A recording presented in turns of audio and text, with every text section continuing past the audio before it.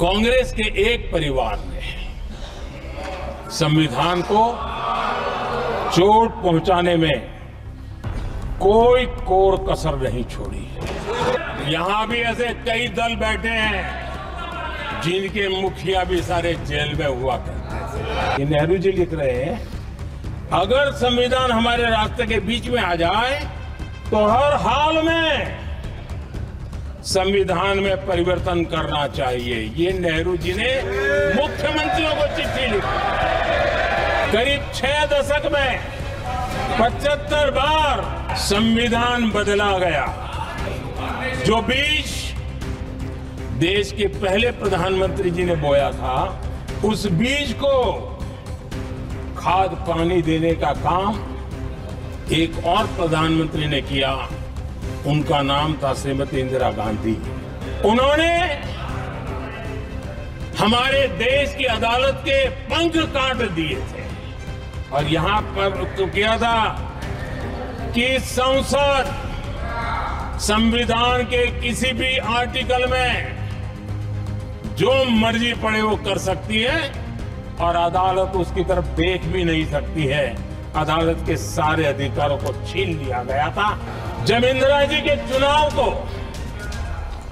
गैर रीति के कारण, असंवैधानिक तरीके से चुनाव लड़ने के कारण अदालत ने उनके चुनाव को खारिज कर दिया और उनको एमपी पद छोड़ने की नौबत आई,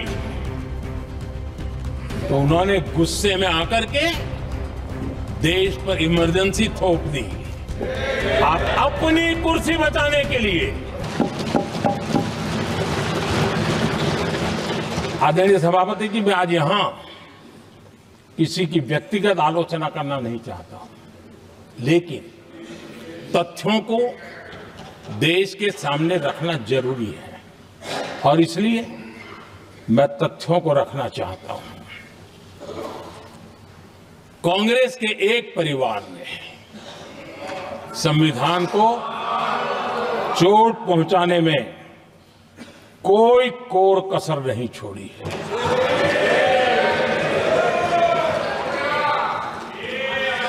और मैं इसलिए एक परिवार का उल्लेख करता हूं कि 75 साल की हमारी यात्रा में 55 साल एक ही परिवार ने राज किया है।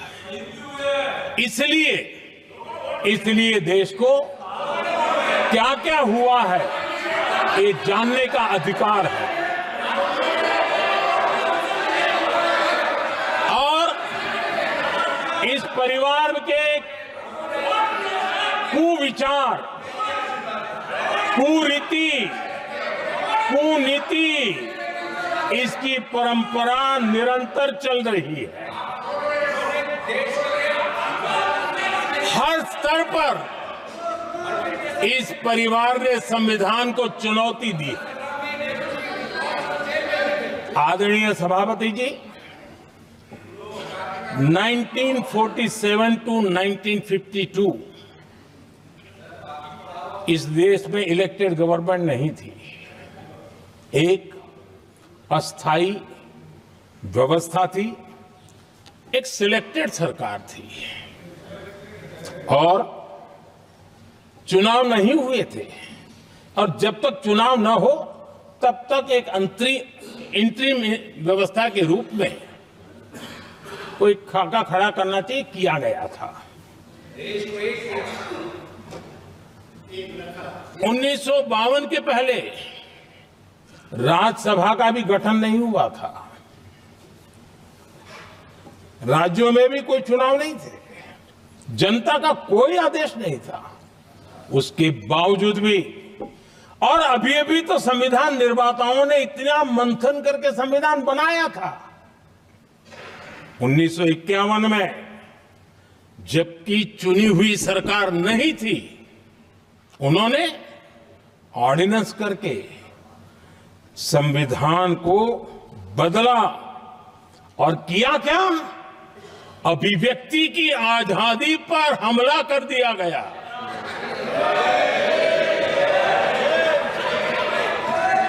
और ये संविधान निर्माताओं का भी अपमान था, क्योंकि ऐसी बातें कोई संविधान सभा में नहीं आई होगी ऐसा नहीं है, लेकिन वहां उनकी चली नहीं। तो बाद में जैसे ही मौका मिला उन्होंने अभिव्यक्ति की आजादी को उस पर उन्होंने हथौड़ा मार दिया। और ये संविधान निर्माताओं का घोर अपमान है। अपने मन की चीजें जो संविधान सभा के अंदर नहीं करवा पाए वो उन्होंने पिछले दरवाजे से किया, और वो भी चुनी हुई सरकार के वो प्रधानमंत्री नहीं थे, उन्होंने पाप किया था। इतना ही नहीं, आदरणीय सभापति जी, उसी दौरान उस समय के प्रधानमंत्री पंडित नेहरू जी ने मुख्यमंत्रियों को एक चिट्ठी लिखी थी। उस चिट्ठी में उन्होंने लिखा था, नेहरू जी लिखते हैं, अगर संविधान हमारे, आगे नेहरू जी लिखते हैं, अगर संविधान हमारे रास्ते के बीच में आ जाए, ये नेहरू जी लिख रहे हैं, अगर संविधान हमारे रास्ते के बीच में आ जाए, आगे नेहरू जी कह रहे हैं, तो हर हाल में संविधान में परिवर्तन करना चाहिए। ये नेहरू जी ने मुख्यमंत्रियों को चिट्ठी लिखी।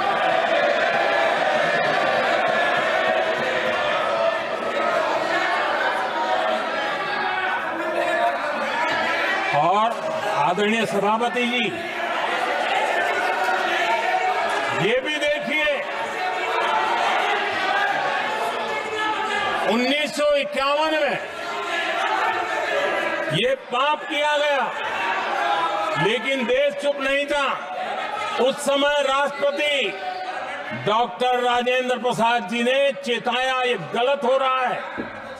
उस समय स्पीकर पद पर बैठे हुए हमारे स्पीकर महोदय ने भी पंडित जी को कहा, गलत कर रहे हो। इतना ही नहीं, आचार्य कृपलानी जी, जयप्रकाश नारायण जैसे महान कांग्रेसी लोगों ने भी पंडित नेहरू ने कहा कि ये रोको, लेकिन पंडित जी का अपना संविधान चलता था और इसलिए उन्होंने इतने वरिष्ठ महानुभावों की सलाह मानी नहीं और उसे भी उन्होंने दरकिनार कर दिया। और आदरणीय सभापति जी, ये संविधान संशोधन करने का ऐसा खून कांग्रेस के मुंह लग गया कि समय समय पर वो संविधान का शिकार करती रही। ये खून मुंह पे लग गया। इतना ही नहीं, संविधान के स्पिरिट को लहू लहान करती रही। आदरणीय सभापति जी, करीब 6 दशक में 75 बार संविधान बदला गया। आदरणीय सभापति जी, जो बीज देश के पहले प्रधानमंत्री जी ने बोया था, उस बीज को खाद पानी देने का काम एक और प्रधानमंत्री ने किया। उनका नाम था श्रीमती इंदिरा गांधी।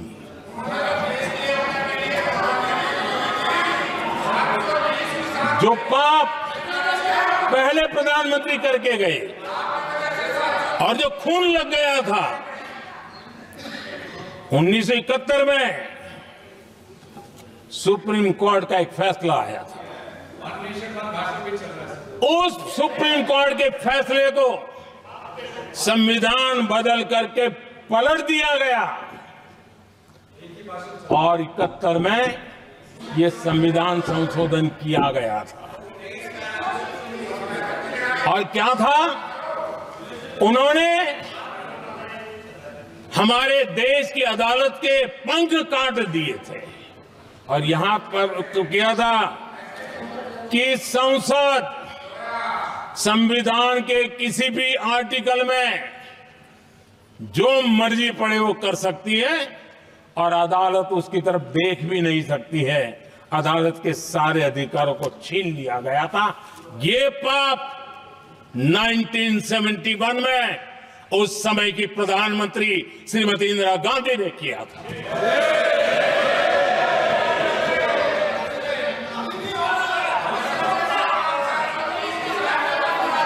और इस परिवर्तन ने इंदिरा जी की सरकार को मौलिक अधिकारों को छीनने का और न्यायपालिका पर नियंत्रण करने का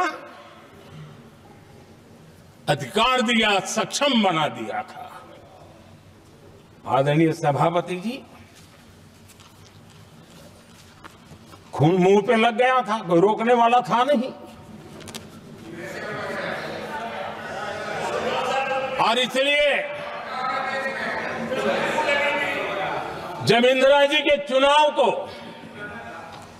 गैर रीति के कारण, असंवैधानिक तरीके से चुनाव लड़ने के कारण अदालत ने उनके चुनाव को खारिज कर दिया और उनको एमपी पद छोड़ने की नौबत आई, तो उन्होंने गुस्से में आकर के देश पर इमरजेंसी थोप दी, आपातकाल लगा दिया अपनी कुर्सी बचाने के लिए।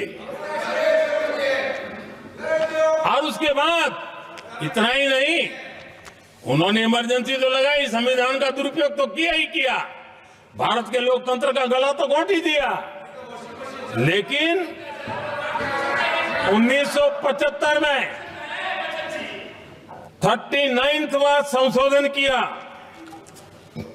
और उसमें उन्होंने क्या किया, राष्ट्रपति, उपराष्ट्रपति, प्रधानमंत्री, अध्यक्ष, इनके चुनाव के खिलाफ कोई कोर्ट में जा ही नहीं सकता है, ऐसा उन्होंने, और वो भी रिट्रोस्पेक्टिव किया,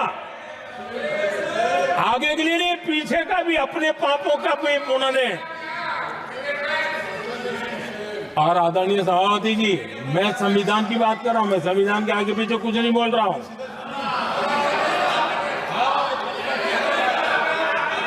आदरणीय सभापति जी,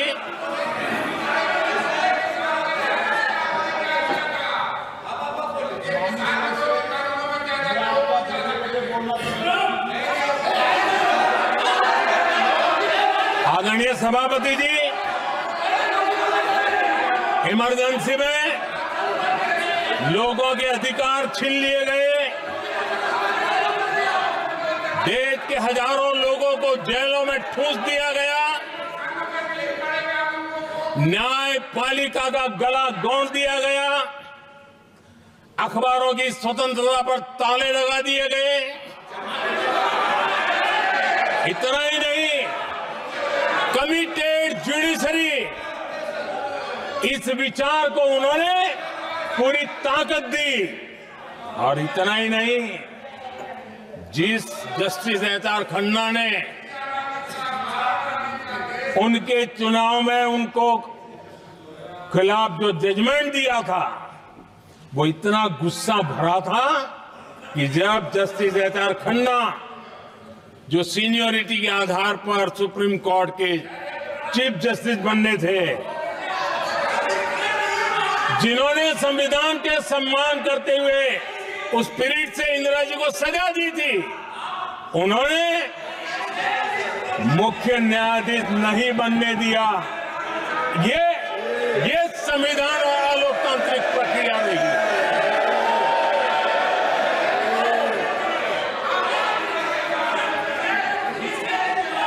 आदरणीय सभापति जी, यहां भी ऐसे कई दल बैठे हैं जिनके मुखिया भी सारे जेल में हुआ करते थे। ये इनकी उनकी मजबूरी है कि बाहर जाके बैठे हैं, उनको भी जेलों में ठूस दिया गया था। आदरणीय सभापति जी, देश पर जुल्म तांडव चल रहा था, निर्दोष लोगों को जेलों में ठूस दिया जाता था, लाठियां बरताई जाती थी, कई लोग जेलों में मौत के शरण हो गए थे और एक निर्दयी सरकार संविधान को चूर चूर करती रही थी। आदरणीय सभापति जी, ये परंपरा यहां नहीं रुकी। जो परंपरा नेहरू जी ने शुरू की थी, जिसको दूसरे प्रधानमंत्री जी इंदिरा जी ने आगे बढ़ाया, क्योंकि खून मुंह पे लग गया था और इसलिए राजीव गांधी जी प्रधानमंत्री बने। उन्होंने संविधान को एक और गंभीर झटका दे दिया। सबको समानता, सबको समानता, सबको न्याय, उस भावना को चोट पहुंचाई। आदरणीय सभापति जी, आपको मालूम है, सुप्रीम कोर्ट ने शाहबानो का जजमेंट दिया था। एक भारत की महिला को न्याय देने का काम संविधान की मर्यादा और स्पिरिट के आधार पर देश की सुप्रीम कोर्ट ने दिया था।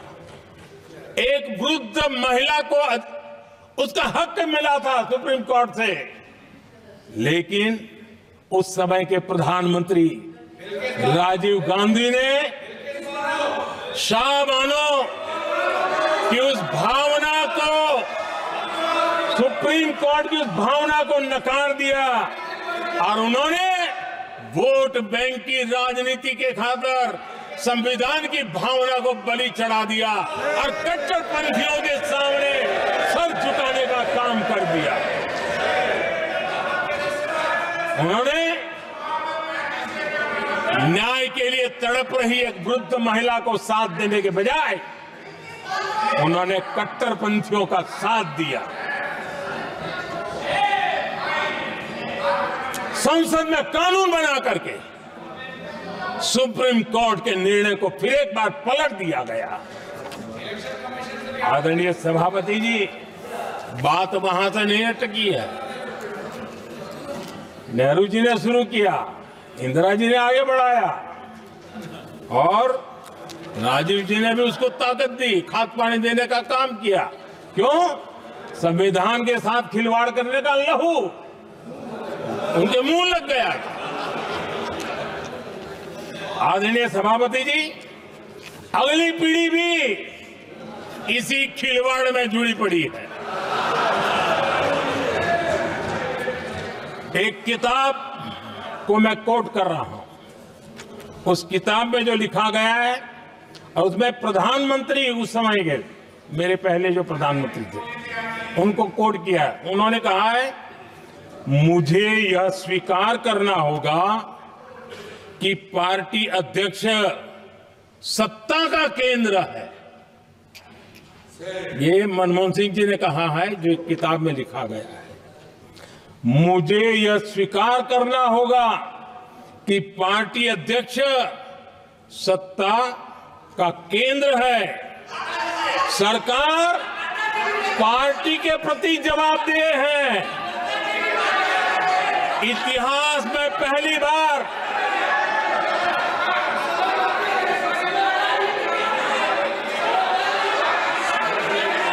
आदरणीय सभापति जी, नहीं, आप सदन इतिहास में पहली बार ये तरीका बिल्कुल ठीक नहीं है। सदन के नेता बोल रहे हैं, आपको मर्यादा रखनी चाहिए। ऐसे सदन नहीं चलेगा इस तरीके से, गलत तरीका आपका ये।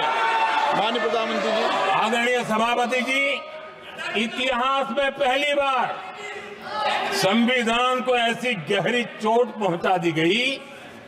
संविधान निर्माताओं ने चुनी हुई सरकार और चुने हुए प्रधानमंत्री की कल्पना तक ही हमारा संविधान था, लेकिन इन्होंने तो प्रधानमंत्री के ऊपर एक गैर संवैधानिक और जिसने कोई शपथ भी नहीं लिया था, नेशनल एडवाइजरी काउंसिल पीएमओ के भी ऊपर बैठा दिया। पीएमओ के ऊपर अघोषित दर्जा दे दिया गया।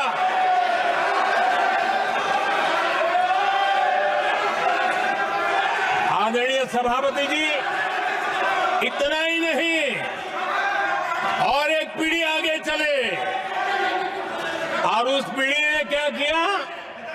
भारत के संविधान के तहत देश की जनता जनार्दन सरकार चुनती है और वो सरकार का मुखिया कैबिनेट बनाता है। ये संविधान के तहत है। इस कैबिनेट ने जो निर्णय किया, संविधान का अपमान करने वाले अहंकार से भरे लोगों ने पत्रकारों के सामने कैबिनेट के निर्णय को फाड़ दिया। संविधान को हर मौके पर संविधान के साथ खिलवाड़ करना, संविधान को न मानना, ये जिनकी आदत हो गई थी। और दुर्भाग्य देखिए, एक अहंकारी व्यक्ति कैबिनेट के निर्णय को फाड़ दे और कैबिनेट अपना फैसला बदल दे। ये कौन सी व्यवस्था है? आदरणीय सभापति जी, मैं जो कुछ भी कह रहा हूं वो संविधान के साथ क्या हुआ उसी की बात कर रहा हूं। उस समय करने वाले पात्रों को लेकर किसी को परेशानी होती होगी, लेकिन बात संविधान की है। मेरे मन के और मेरे विचारों को मैं अभिव्यक्त नहीं कर रहा हूं।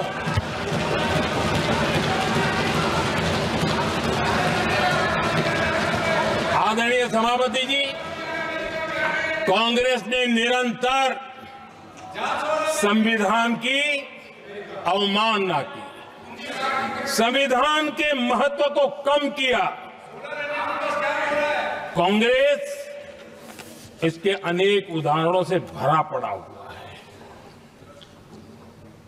संविधान के साथ धोखेबाजी कैसे करते थे, संवैधानिक संस्थाओं को कैसे नहीं मानते थे, इस देश में बहुत कम लोगों को मालूम होगा। 370 की तो पता है सबको, 35A का पता बहुत कम है। संसद में आए बिना, जबकि संसद में आना पड़ता, संसद को ही अस्वीकार कर दिया गया। भारत के संविधान का अगर कोई पहला पुत्र है तो ये संसद है, उसको भी उन्होंने गला घोटने का काम किया। 35A जो संसद में लाए बिना उन्होंने देश पर थोप दिया, और अगर 35A न होता तो जम्मू कश्मीर में जो हालत पैदा हुई वो हालत पैदा न हुई होती। राष्ट्रपति के आदेश पर यह काम किया गया और देश की संसद को अंधेरे में रखा गया। आदरणीय सभापति, ये संसद का अधिकार था, कोई अपनी मनमानी से नहीं कर सकता था, लेकिन और उनके पास बहुमत था, कर सकते थे, लेकिन वो नहीं किया क्योंकि पेट में पाप था, देश की जनता से छुपाना चाहते थे। आदरणीय सभापति जी, इतना ही नहीं, बाबा साहब आंबेडकर जिनके प्रति आज सम्मान का भाव सब कोई अनुभव कर रहा है, और हम लोगों के लिए तो बहुत विशेष है, क्योंकि हम लोगों के लिए तो जीवन में बहुत बड़ी जो कुछ भी रास्ते मिले ना वहीं से मिले हैं। आदरणीय सभापति जी, बाबा साहब आंबेडकर, इनके प्रति भी इनके मन में कितनी कटुता भरी थी, कितना द्वेष भरा था, मैं आज उसके डिटेल में जाना नहीं चाहता हूं, लेकिन जब अटल जी की सरकार थी तब बाबा साहब आंबेडकर, उनका जो महापरिनिर्वाण भूमि है, वहां पर अलीपुर रोड पर अटल जी की सरकार में बाबा साहब आंबेडकर जी के स्मृति में एक स्मारक बनाना तय हुआ। अटल जी के समय ये नहीं हुआ। दुर्भाग्य देखिए, 10 वर्ष यूपीए की सरकार रही, उसने इस काम को नहीं किया, न होने दिया। बाबा साहब आंबेडकर का